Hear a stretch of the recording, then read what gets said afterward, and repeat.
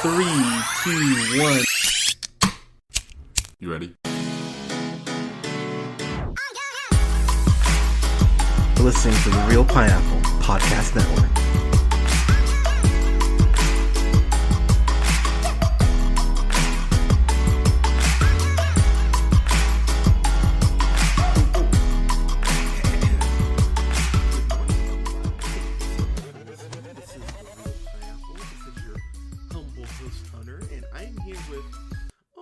Mike, we've been talking about doing this for how long? I think it's been like a year and a half. No, it's almost been exactly a year. Never mind. I feel like a dick too because I've been like wanting to do this for a while, and yet for whatever reason it just hasn't happened yet. But luckily, we're good now. So I'm here with Mike. Yeah, Mike, how are you? It happened. I'm doing well. As well as you can in 2020. Dude, right. And okay, quick apology to the listeners, because if you're a first-time listener, thank you and welcome. But we had this whole thing planned out for the month of June. I was like, I'm going to review a bunch of movies that I love and stuff like that. And, 2020 threw another curveball with the whole, with the protests and everything. So I really haven't been reviewing anything that's been super happy, given the circumstances. So, I mean, not to say that the movie we're talking about today is fun for the whole family, but it's less bleak, kind of, than the Emmett Till movie I'm going to review later on. So, sorry guys, it's going to kind of be like this for the next couple weeks. But and also, what do you mean fun for the whole family? I watched this thing as like a 5-year-old. So oh my god, my mom was so for it. Okay, so first off, Mike, that makes me love you more because I actually saw this when I was 5 as well. It's wow. the second rated R film that I ever saw. So we're talking about Terminator 2: Judgment Day, which fuck yes, one of my favorite movies ever. Written and directed, produced too, if memory serves, by James Cameron, who, while Avatar to me is just, I don't get it. I've watched it 3 or 4 times, and I just think, anytime I watch it, I just think I'd rather be watching Fern Gully. It's just never. Oh wow. It's just, I mean, they're both terrible, but that is quite a statement. I think Fern Gully. Well, first off, the villain is better because at least. Tim Curry. A cloud of smoke is fucking terrifying. Ask downtown LA. Yeah. But. Yeah. But this movie though, Cameron. I think people forget James Cameron in the '90s was like a fucking it was almost a lock. Anytime you put something out, it's like, okay, how great is this going to be? Yeah. I think a movie that's really underrated of his too is True Lies. I fucking love True Lies. Oh yeah. It's so entertaining. That is something, and it's like, oh, good. Well, I was gonna say, it's like that perfect blending too of Arnold's comedic talent with his action talent. Like it balances both out perfectly, and his chemistry with Jamie Lee Curtis is surprisingly good. Who can still get it? I don't know how old she is now, but I saw her in episode. I saw her in New Girl maybe 3 or 4 years ago. I was like, damn, she still looks. Even in this Halloween remake they just did, where they clearly are trying to make her look older. She's still. I was like, okay, hey Jamie Lee. Yeah, but I mean, still like. No, I'm so glad they're doing 2 more of those as well. Oh, hell yeah, I'm stoked on that. But honestly, this is the last great Terminator thing they did not named the Sarah Connor Chronicles. Which, if you haven't seen that, you really should. It's it's delightful. I think the seasons are like $8 on Amazon Instant Video. I bought both seasons. I was like, hell yeah. And that's got what's her name from Game of Thrones? Lena Headey. Yeah. It's really weird that she's on there. And yeah, well, and then of course, you end up getting Emilia Clarke later, playing the same role. So you got that Game of Thrones connection there. Yeah, which I'll say Lena did a better job than Emilia. Well, yeah. Agreed. Yeah, but what are you gonna do? So, I will say I haven't seen the OG Terminator probably in about a decade. It's been a while. Okay. I will fully acknowledge it's also because I've turned into that film snob and it's not available in 4K, which it should be. You would think it's like, but what I do remember of the first one is that the first one definitely leans more into the horror aspect. Of it. This is more action adventure with some sprinkles of horror every now and then. Which isn't a bad thing, but just to kick it off here, so we open up in our present, so that's what 93.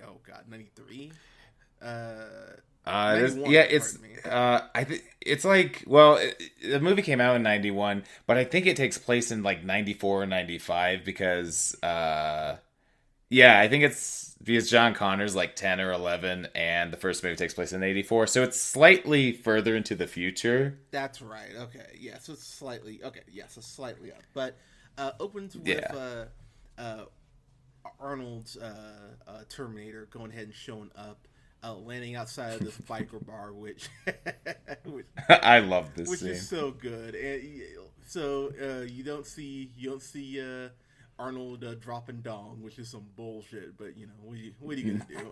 Unless you're a nanny. But well, I mean, we get all we need from one of the waitresses who just looks down and is just very happy. So yeah, which I wonder if that's true. Do you think that'd be a weird question to ask Arnold, like how big's your dick? Honestly, with him just chilling with his like donkeys and stuff right now and getting drunk, I'm sure he'd happily answer it. That would be a great question to ask. Whose is bigger, the donkeys or yours? But definitely the donkey. Oh, wow, that was good, man. Damn. Okay. When you said I've been watching a little too much Terminator because when you said T2, I ended up watching every Terminator movie. Really? I did. So it started as a very delightful experience, and then it turned into just my hell. So yeah. So if you guys have not listened to our Dark Fate review, I highly recommend. Spoiler alert: was not a fan. Thought it was absolutely terrible, but it's the best sequel, technically. I think. Well, after T2. Really, you like it more than. I like Salvation more than I like Dark Fate. Salvation's my least favorite. Really? I hate it so much. I hate it, but that last 30 minutes I enjoyed more than I enjoyed anything in Dark Fate. Oh. When they have Schwarzenegger with a kid like that he had and his wife is just like, oh, I didn't know. Give me a fucking break. Like that. That was yeah, but I did get a good chuckle out of that. Anyways, oh my god, we're not talking about the right movie. Yeah. Anyways, but exactly. Talking about the good one. Right, exactly. But Schwarzenegger goes ahead, finds this biker, takes his shades as the very last thing, which I just thought was great. Oh no, it's the bar owner who comes out for shotgun. Yeah, it was like, you can't take that son's back, son. Yeah, and takes the glasses. So he, like everyone there, even the guy who got his ass whipped, he got off kind of easy. At least he didn't get killed. The T-1000, unfortunately, when he shows up, he just stabs this dude very violently, might add, and takes his shit. Oh yeah. And so then we go ahead and we jump ahead to John Connor, who is played, of course, by Edward Furlong. He is I can't remember his friend's name. I can never remember his friend's name. Tim. I think it's Tim. It is Tim. Okay. Yeah. Played by the guy who grew up to play Dave the Barbarian. In a weird, my god, is that him? Random fact. Yeah. Holy crap, that's a... Okay, so first off, very quick segue. I'm a big fan of Dave the Barbarian. That is a fucking trip. I did not know that. Yeah. Oh, God, wow.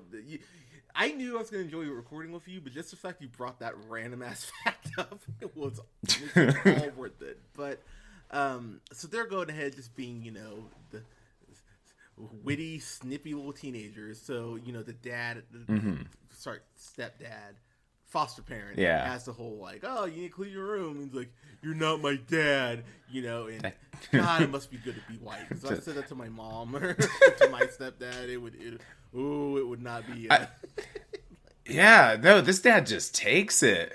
Just like, she's not my dad, Ted, or whatever his name is. Like, just like, oh, I'd be pissed. Right? Like, that would be into me. Like, I'd probably go in my garage, grab my gun, and shoot the tire, and be like, you're not, you're not going fucking anywhere. But they go to the mall back when that was a thing. And to quickly get on my Hunter soapbox here, people don't understand how good. You young millennials don't understand how good you have it, because back in my day, when you wanted to play video games, you had to go ahead and go to an arcade before the Sega came out, and or whatever it's called, the Galleria. Yeah, wherever the Galleria was. Yeah, like back in the day. But they go ahead and go to this mall, and they encounter said T-1000. I love the scene beforehand where Robert Patrick's T-1000 shows up at John Connor's foster parents' place and goes, oh, like, but by the way, just very shitty policing. He's just like, oh, is John here? And they're like, oh, hang on. I'm like, are you gonna ask why he's there? And the dad finally is like, yeah, can I ask what this is in regards to? And he goes, oh, I just have to ask him a couple questions. But they don't press at all. They just kind of go like, oh, okay. It's like, no, they're just like, can I have a photo of your boy? Here you go. Which is really, like, I know they didn't have cell phones back then, but it's like, damn, that's just a very weird line of questioning for the parents to just be like, oh yeah, here's a picture of our fucking son. Like, it's just... But, I mean, going by the scene earlier, I don't care what this cop does to that piece of shit. Damn. Like, here, I'm done.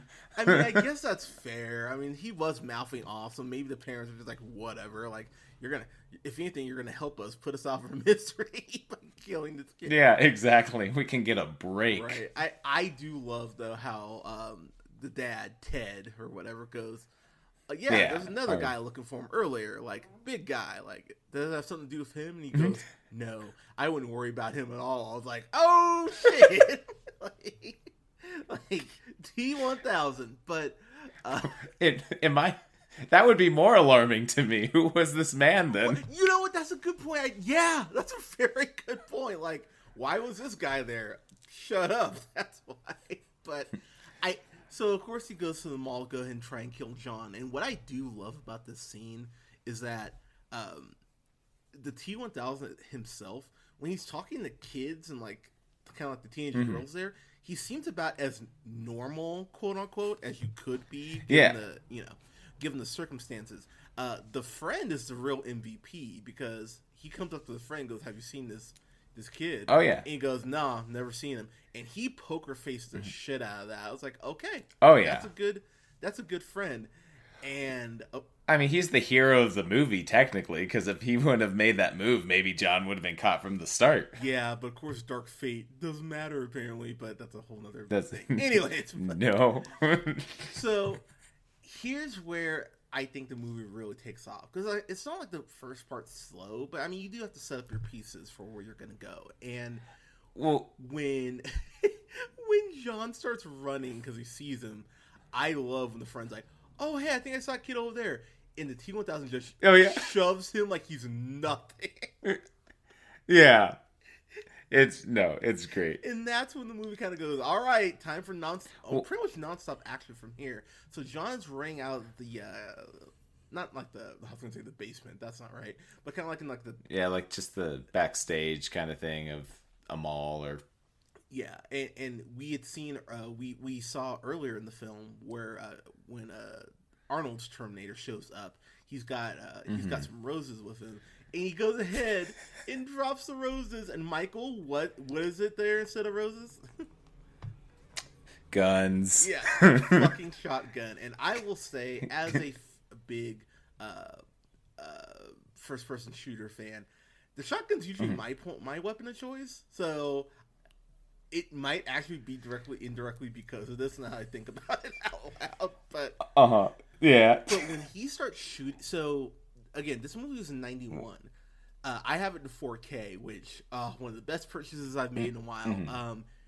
The CG holds up surprisingly well. Like, oh yeah, I mean, there's a scene or two there. It's like, okay, it's a little dated, but for the most part, you can watch this thing, and it looks perfect, like almost ageless. Weirdly, the whole liquid metal shit, when he initially shoots him, and you just see like the bullet wound, but then it just closes up. Like 5-year-old me was like, "Oh shit, this is bad." Like, oh, for sure. Like, so okay, so take me back, man. Like, you saw this when you were a kid. Was that the scene? Was that one of those scenes where you're like, your eyes bugged out and you're like, "Oh crap, what's going on?" Like, Yeah, honestly, like, I watched a lot of this as a kid, like these kinds of movies. Okay. So I don't know if this one specifically was like the moment, but I mean, I think my definition of what a shotgun is because of this movie. Fair. Okay. That makes sense.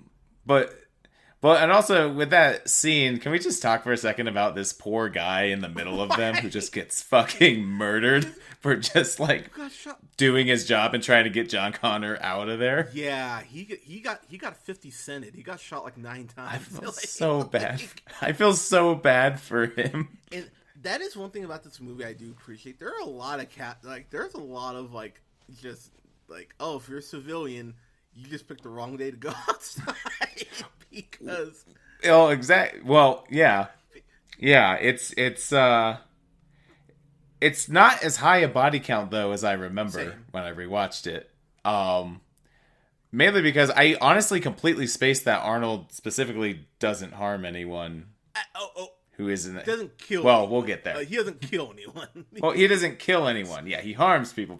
Oh, he harms people constantly. Plenty. So, like, I think that's the part that's really funny to me. We'll get there. But John goes ahead, takes off on his bike, and like almost like a motorized scooter, essentially, kind of like a dirt bike. But scene in particular, that's one of my favorite chase scenes in a film to this day. Because agreed. Because the T-1000 first is in like a truck or something like that, but then he gets into the semi and just throws the guy out of the semi while it's doesn't stop, just goes up. You're in my semi, whoop, and this guy goes rolling. Go ahead. No, he's weirdly polite, T-1000, to whenever he's jacking a vehicle. He doesn't seem to kill them. He just seems to push them off. Yeah, well, like later on when he tells the guy in the helicopter get out, you're just like, oh, well. I was like, really? That's very nice. Yeah, I mean, outside of what you follow it up with, but yeah, this chase though is because like I personally get bored with chase scenes. Really, I just zone why out. Is that? I don't know. I think there's only a finite amount of ways you can make it interesting. I've seen a couple chases where like, oh, this is great, but for the most part, I just zone out.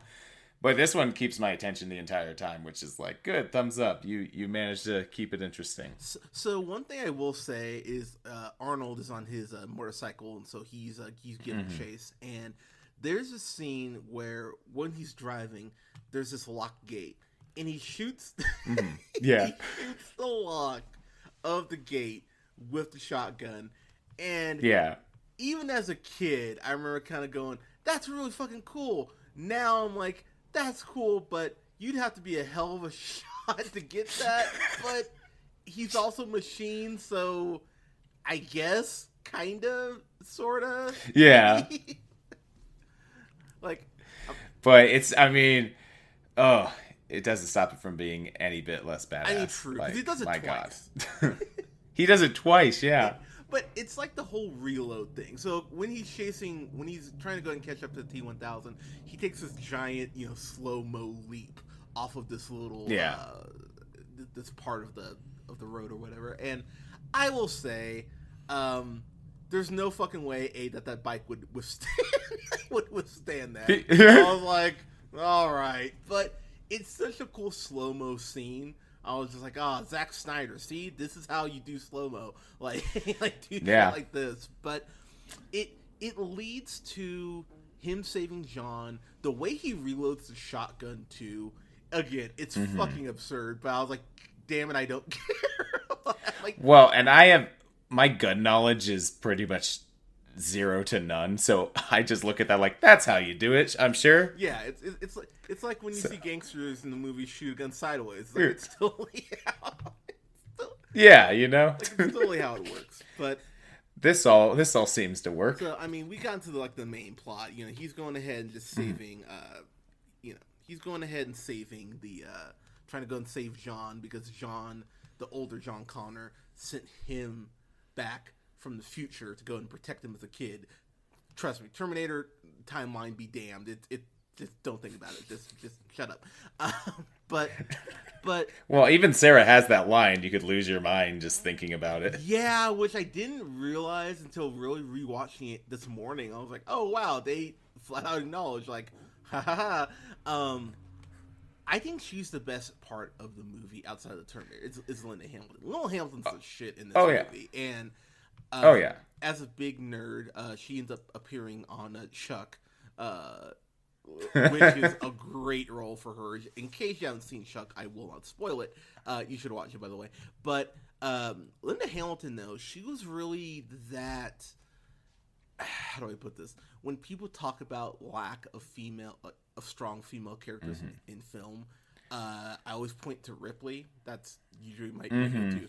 Sarah Connor's number 2. For sure. She's amazing. Yeah. And if you rewatch the first one, she goes through the fucking ringer in that first Terminator. Like, well, yeah, I mean, it's such a drastic change from the first one to the second one, like her just physicality and just her personality. Because in the first one, I mean, she works as a waitress at like a burger restaurant, and she's kind of goofy and fun and just that typical 80s girl. yeah. And then this one, I mean, fuck, she's doing those pull-ups, just fucking flexing those muscles and just like, well, I mean, she starts in an insane asylum for one, so that's already quite a change. Which I have to say, because since we are just kind of jumping ahead here, she is a badass when she's doing those pull-ups, like what you just said. Like it like you see her, like damn, she's fucking cut. I believe they say she's been there 6 months, which fuck, even like think about quarantining. How we've been doing this for like most of us have been doing this for about 3 months. So thinking about like quarantine times 2, it's like, oh god, that sounds. Well, yeah, there's that, but at least we don't have like creepy orderlies like hanging around us like that. That makes me happy. So I was gonna get to that. I definitely have that on my notes. So there's that scene where one of the guys who works there, just goes ahead, makes sure that she's like sedated, and it looks the side of her face like a fucking monster, like he's related to the Harvey Weinstein. I was like, oh, you creepy motherfucker. And so I found it very apropos. Even as a kid, I remember going, okay, that's wrong. And so when she rightfully beats the shit out of him, I was like, yeah, you had that coming, buddy. Breaks his nose with a broom handle, which ow. Yeah. And I gotta say too, that's something I think to point out to what you're saying earlier. It shows the change of her character because she breaks his nose first blow. It's not even like he get 2 shots. He gets 4. Should have gotten 8, honestly. But she breaks his nose with the first shot and then hits him in the back of the head to get him down on the ground. And then hits him 2 or 3 more times. It's like, yeah, fair. That whole rescue mission, quote unquote. It's really funny because if the one guy, the doctor, Dr. Silberman. I'm so glad he came back too. Hadn't been such like from the first movie. If he hadn't been such a dick, that probably wouldn't happen because she's been talking about and they play her footage back of her talking about the Terminators and talking about how the world's gonna end, and it is, as someone who loves a good conspiracy theory. I'm sorry. Have you seen how Furbies fucking react? Does anyone remember those? Like, I had to throw mine away. I was dating this girl at the time when I was in high school who had maybe 80 of those, and I walked into her room. What? Because she was collecting them. So I walked into her room, and they all went off at once. And I think we broke up like 2 weeks later. I remember going, now I have to ask. Yeah. Were they all on or were they off?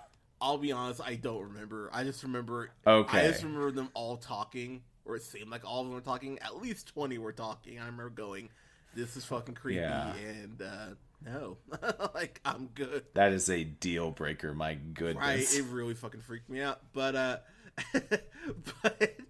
but I listening to her kind of break down what leads to Judgment Day. I was like, you think about how like Google Street View and all that. Like, is it really that hard of a stretch? Oh no! To think that, if anything, this movie's more terrifying. Right, I know. And like rewatching it, I'm like, oh man, I could totally see our technology like turning on us. Like anytime I use my I use my command on my TV and speaking to the microphone, I'm always like, oh god, who's hearing what's happening? I mean, most of these devices are listening when it's not even on. Yeah. Or when you're not like asking it to listen. Which so is so fucking terrifying to think about. So Judgment Day is not that hard of a concept to grasp, but you know, he goes, hey, I think you're telling me what what I want to hear, which I mean, he's not wrong, but this is one of those cases where you go, hey, you want to see your kid maybe really, really supervise the fuck out of it, but I also don't want you to, hurt me. And when he says, I think we're going to wait another 6 months, she fucking snaps. She goes from 0 to 100 real quick. And you be her, we're all dead. Yeah, I mean, like she has that shriek down too. Like when she starts like almost prophesizing, it's like, oh fuck, that's not good.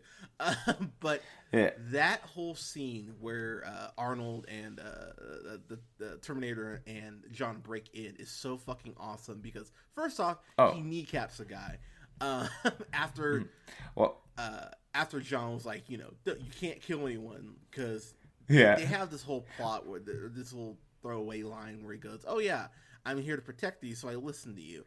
And that is one of my few complaints about the movie is that John is freaking out on him because he's like, hey, we can't rescue your mom.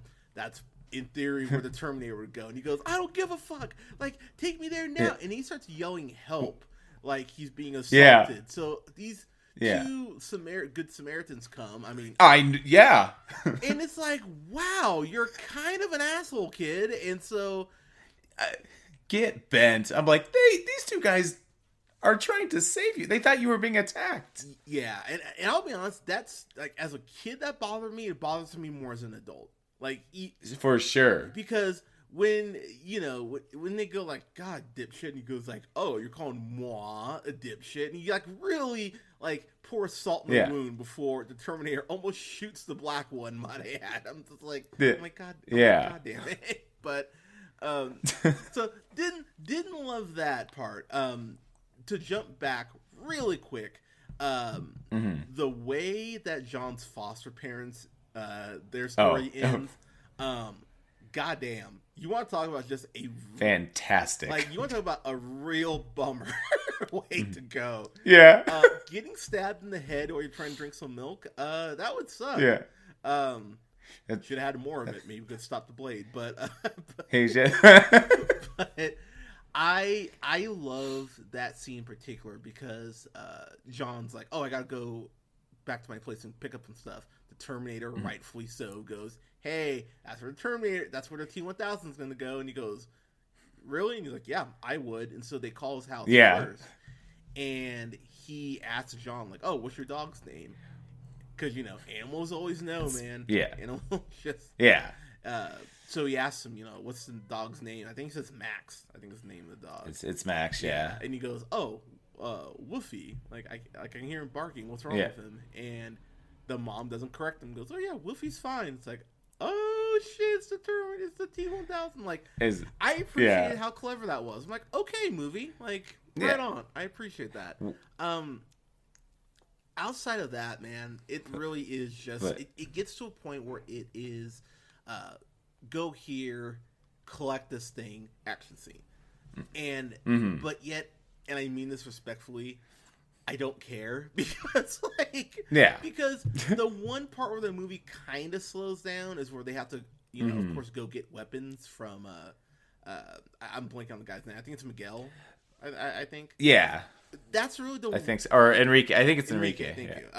I think that's when one part of the movie slows down on quote, but yeah, there's some lag there, but it makes sense when you see that the rest of the movie is nonstop action. Yeah, I mean, you have to stop at some point. You have to reload. I mean, this isn't a game. Well, literally and figuratively. Yeah, exactly. Yeah, exactly.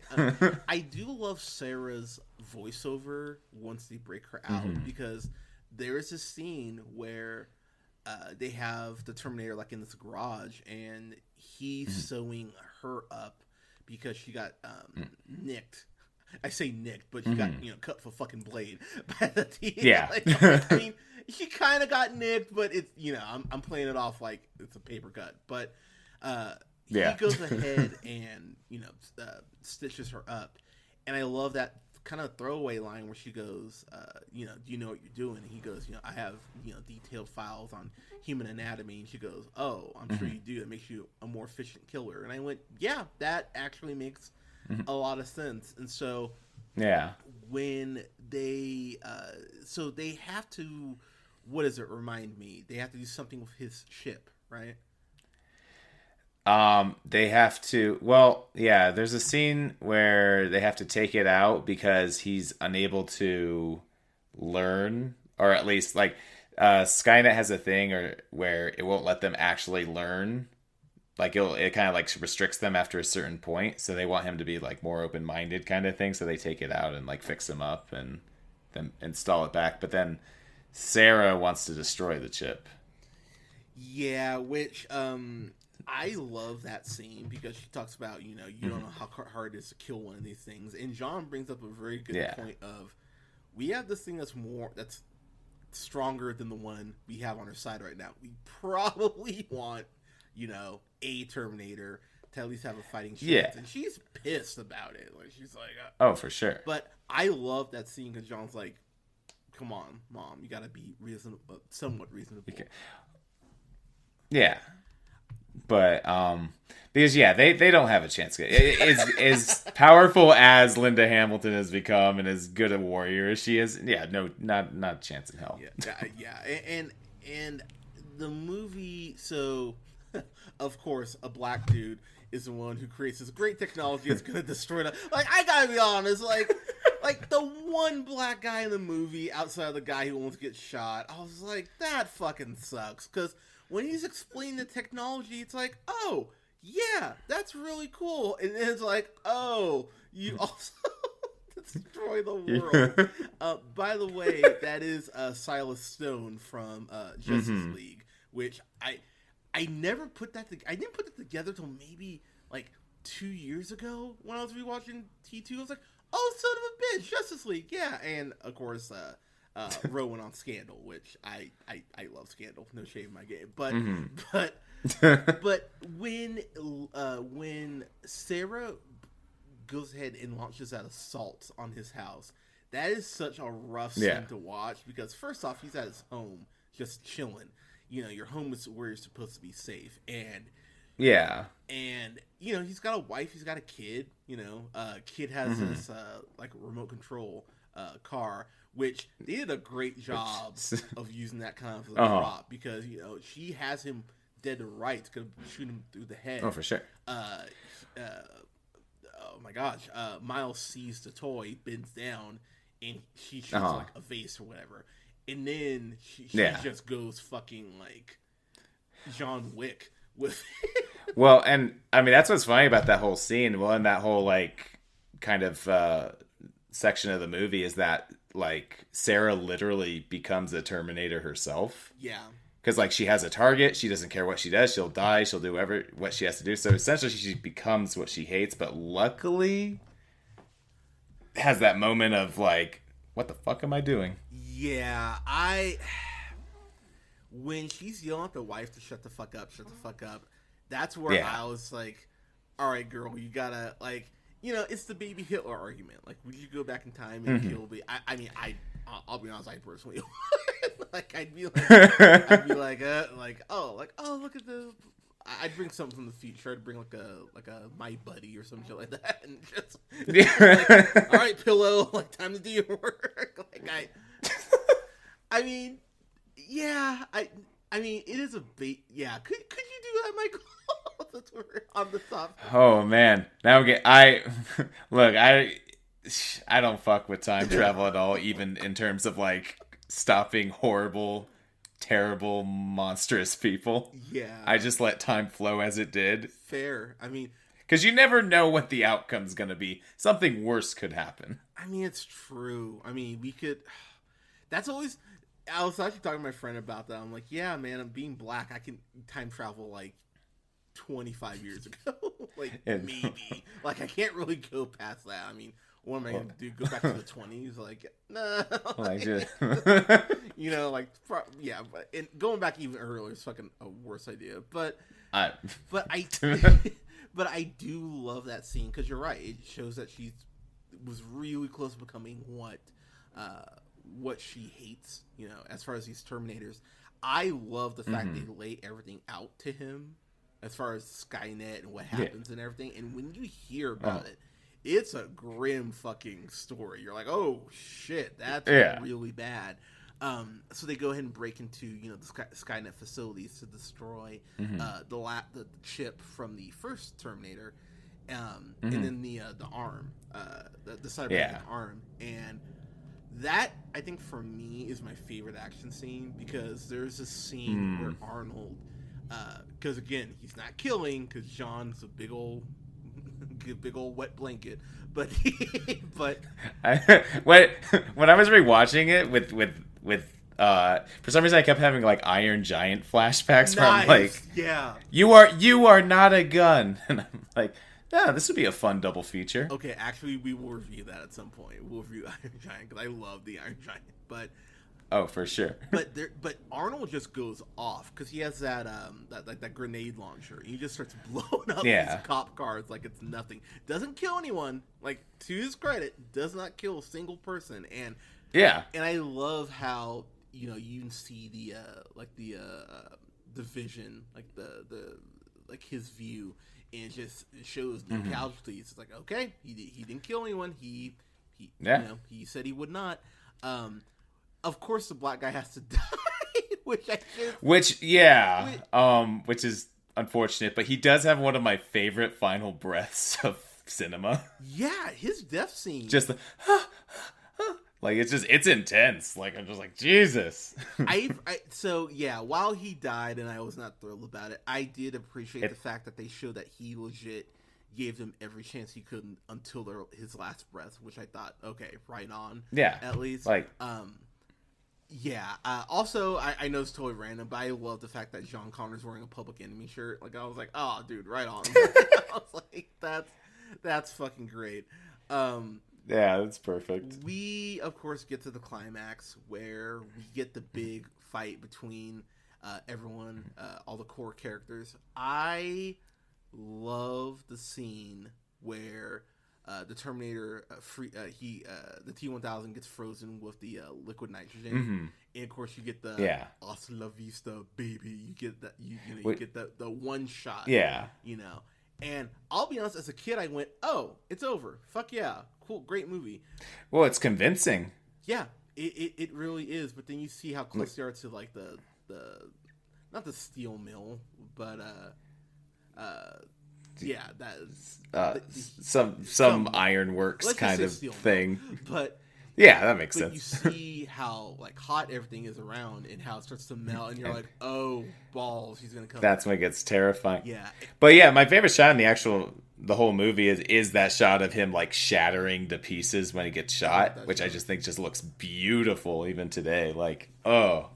So it's funny, my Alea, she hadn't seen Terminator 2 until 2 weeks ago when I showed it to her.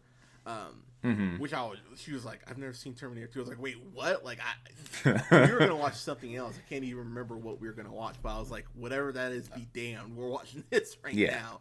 It becomes priority at that point. Exactly. And she loved it, thankfully, so we can, you know, stay together. Good. But Whew.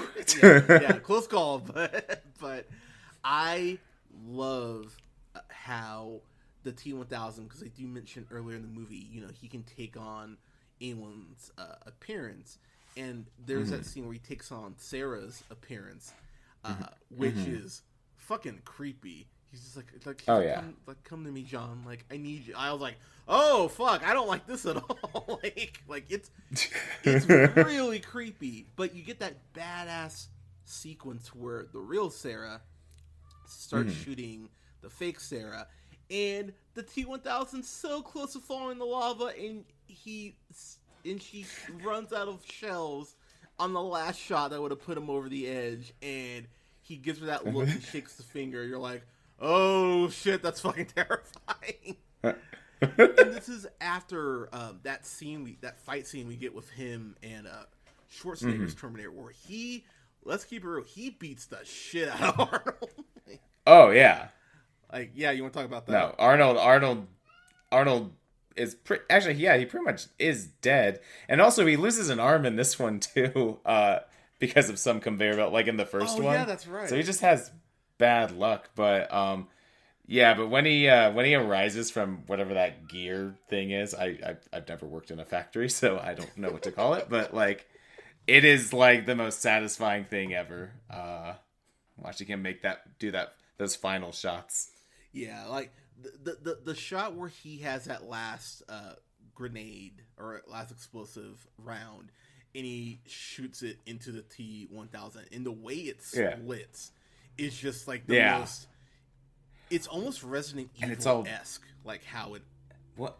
Like like the I can't think of the creatures from Resident Evil 4, but the ones that have like the blades that come out of their head, like it reminds me very much of that, and it's a oh fuck sort of moment. So well, and it's all practical too, so it's like, I mean, that you're literally seeing that. Yeah, which is just because that they actually made that thing, which is just like, so it shows when you watch it to this day. Oh, did they really? Yeah, that's a practical effect. Oh, son of a bitch! I did not know that. Okay, well, fuck. All right, that just makes me love it more. Getting to final thoughts here, though.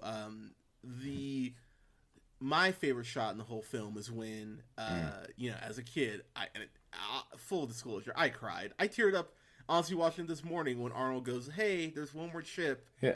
And, 5 of them, he's like, oh, damn it. Like, in my head, I'm like, I didn't even think about that. And so, John freaks out, which, you would.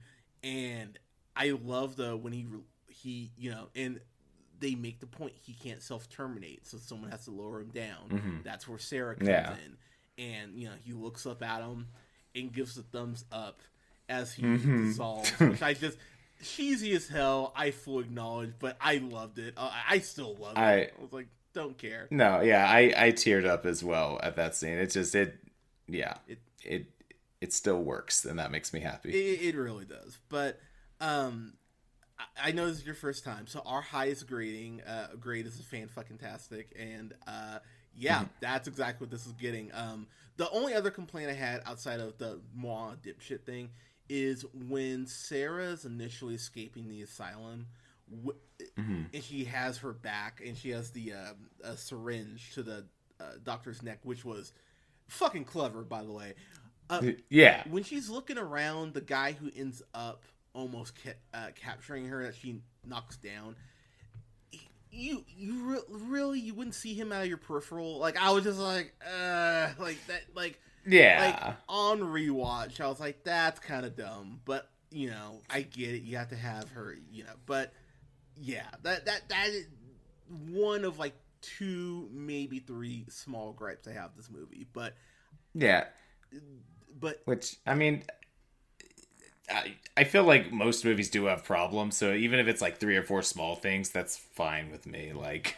yeah, again, nothing that's like not like a plot point. It doesn't ruin. Yeah, oh, absolutely not. But it was something I didn't notice. I went, okay. But for me, this is a fan-fucking-tastic. I think this movie, this would definitely be my top 15 films of all time. Like, if not my top. Wow. 15, honestly, I love. Wow. I genuinely love this movie so much. I still think it's James Cameron's best film. Avatar be damned. But I think this movie's fucking it's one of those films where I go, yeah, it's pretty much perfect for what it's inspiring to be. And Mm-hmm. I appreciate that. So yeah, fantastic for me. But Michael, you are the guest. I'm going to give you the floor and let you wrap up with any other things you want to bring up in your grade. So please go ahead. Well, I'll start by saying, yeah, I have to agree. It is fan-fucking-tastic. It's a perfect action movie. I mean, it is when I think of an action movie, Terminator 2 is like pretty much the gold standard. I am weirdly in the minority who thinks Terminator 1 is better. Really? I know well because I'm more of a horror guy, so like that's just more my bread and butter. Fair enough. So it has nothing to do with like the quality of this one. It's just I personally lean more into horror. But yeah, I cannot wait to weirdly, even though I just rewatched it, I cannot wait to rewatch it again because between viewings this time was way too fucking long. Like I think it's been like a good like 5-6 years. So I usually watch. Yeah, can't wait to rewatch. I usually watch this every 6 months at least. Like if not, it's kind of like become part of that rotation with something like OG Avengers, where it's like I'm bored. I'm just gonna put something on as background noise. Like that's become that movie. You know what I mean? Okay. Like, so yeah. So. Yeah. No, unfortunately, I don't know why this is in my normal rotation, but it really should be. I have a great time every time I watch it. But yeah, I think that's all I got. It's perfect, and if no one's seen it, I don't know what's the matter with you, but just do it. Yeah, go ahead. Oh no, it's okay. Even if you haven't seen Terminator 1, because when I was a kid, I had no clue there was a Terminator 1. So I saw this one first. I didn't see the original till I was, I think, 12, something like that. Yeah. And yeah. Yeah, I think it was right around the time Rise of the Machines came out, which, but I'll be honest, I don't own Terminator, the original one, because I don't. Again, I'm not movie snob. It's not in 4K yet. The moment it pre-orders in 4K, I will be buying it, because again, I think this movie, because of the praise it gets, unfortunately, people forget about the original Terminator. Like, it's something I definitely want to rewatch. I haven't watched it probably in a decade. It's very. I like how it's very tight. Like it doesn't waste any time. Like there's a little bit of lag in T2, which is my main issue with it, but it's such minor lag, it doesn't bother me too much. But with Terminator 1, it's pretty much just. It goes from the start, and it's overall just it flows a lot smoother for me. Yeah. Fair enough. But guys and gals, if you have not seen Terminator 2, please watch it immediately. If you have seen it, what did you think? Let us know what you thought in the comments below. You can go ahead and like us on Facebook at The Real Pineapple. You can follow yours truly on the Twitter at JHunterRealPineapple. You can follow Scott on Twitter at NearmanTheFirst, and you can follow Colin on Twitter at TheRealO'Neill.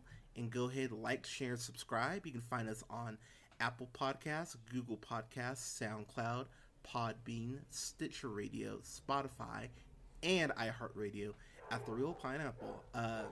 Guys, thank you so much for listening and for your support. Good Lord, we've got so much stuff coming up. I've got, I'm just looking at my list. I'm like, oh my God.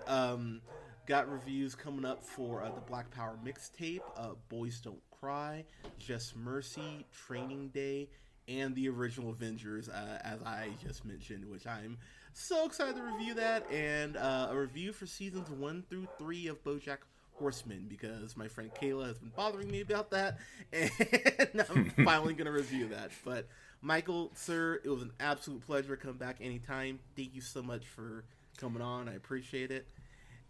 Thank you for having me. Dude, anytime. And guys, we'll talk to you soon. You guys take care.